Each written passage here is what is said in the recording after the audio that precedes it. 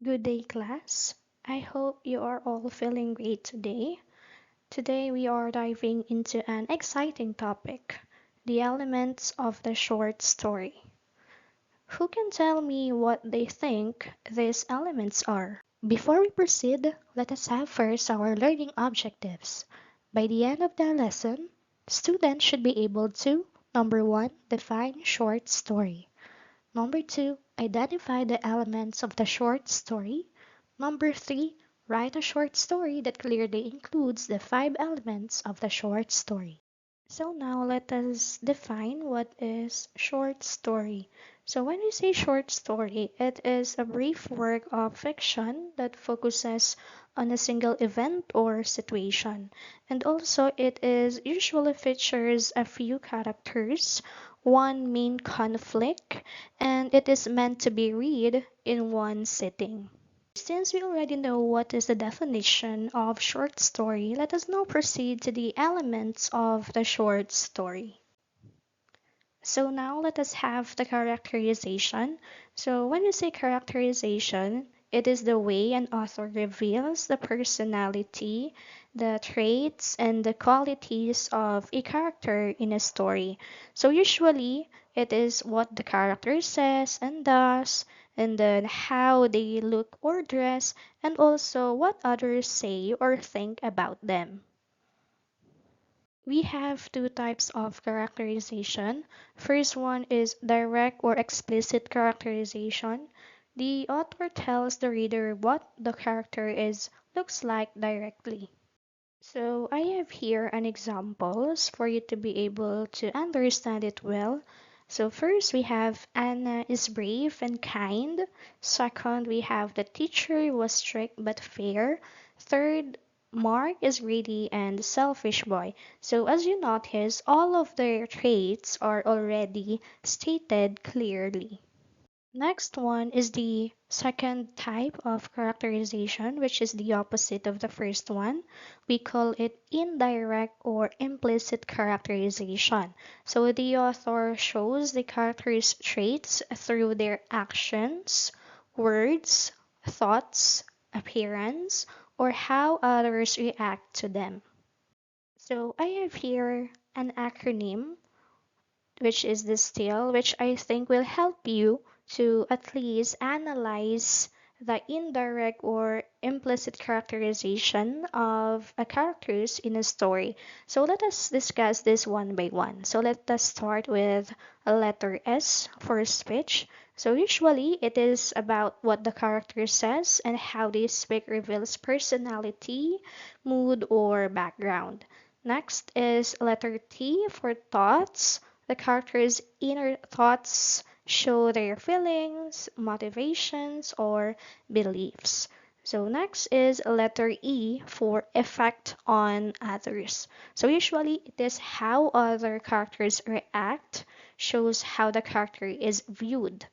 And next one is A for actions. It is about the character's choices and behavior. It reveals values, their strengths or weaknesses. And last one is L for looks. It is about their physical appearance, clothing, and body language, give hints about the character's personality or role. So using this acronym still, it will help us or you infer characters' traits using text clues only instead of relying solely on direct descriptions. So now let us discuss the different types of characters. So first we have here the protagonist. It is the main character in a story, or it is usually the one that the audience roots for. The next one is the antagonist. So when you say antagonist, it is the opposite of protagonist. It is the character or force that goes against the protagonist. Or in other term, it is the characters that opposes the protagonist and creates conflict. Next, we have here dynamic characters. it change or grow during the story.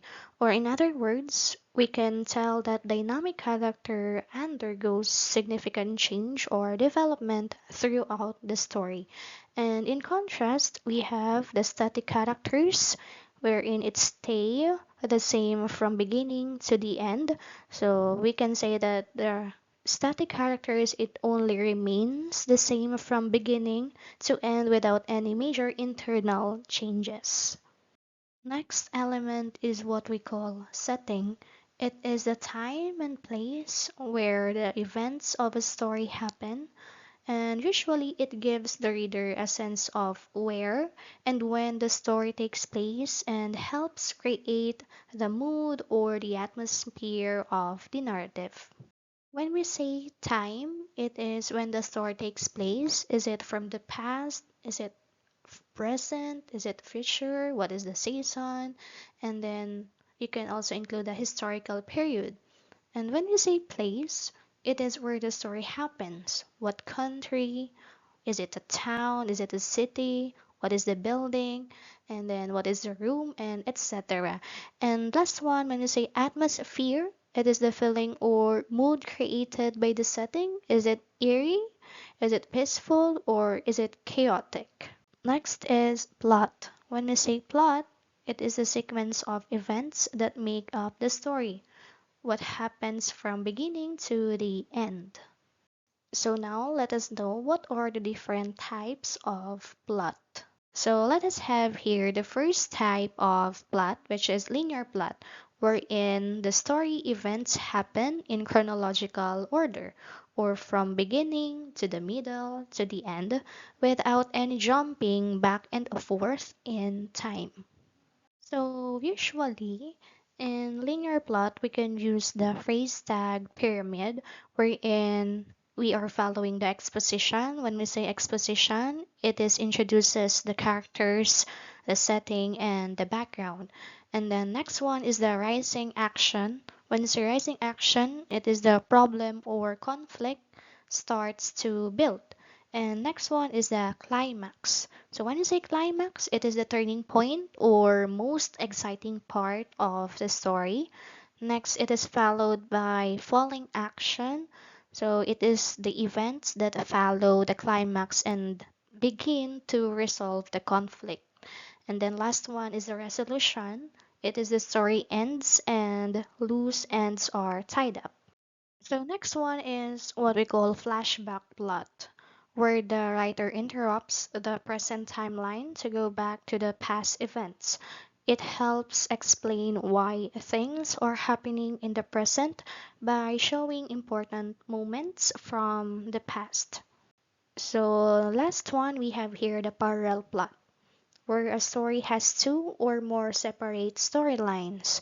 So, in other words, when you say a parallel plot, it is when a story has two or more storylines happening at the same time, often with different characters, but they are connected and may come together later in the story.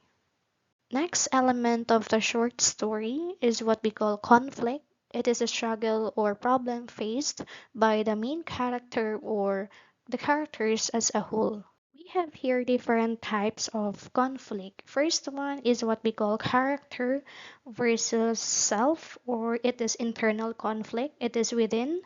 It is a conflict that happens inside a character's mind. So usually the character struggles with a decision, with a fear, with a guilt, or emotion.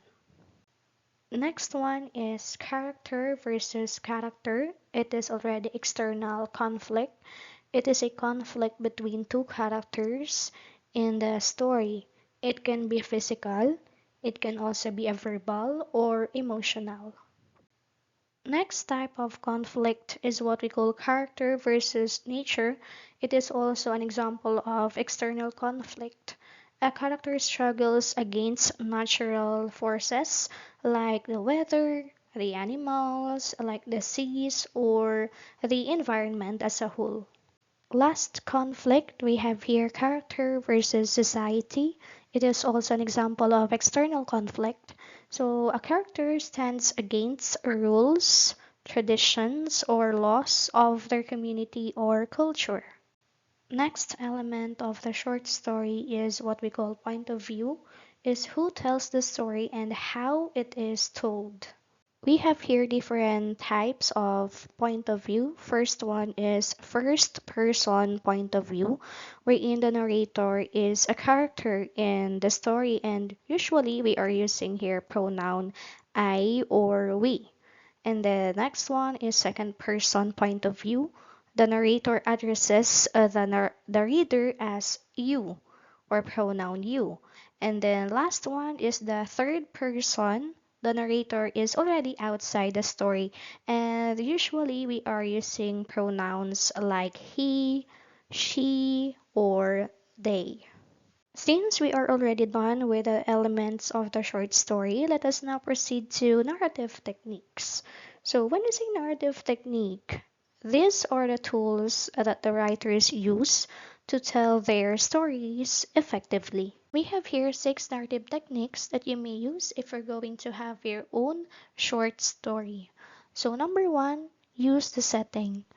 The setting reflects the character's mood or situation.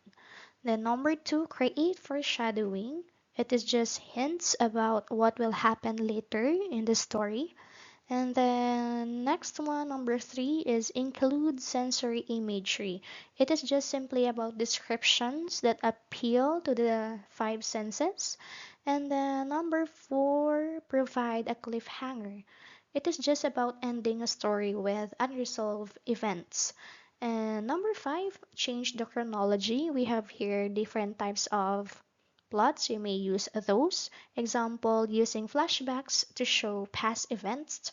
And last one, we have choose a point of view, deciding who tells the story. Since we are already done discussing the elements of the short story and narrative techniques, I think you are ready to make your own short story.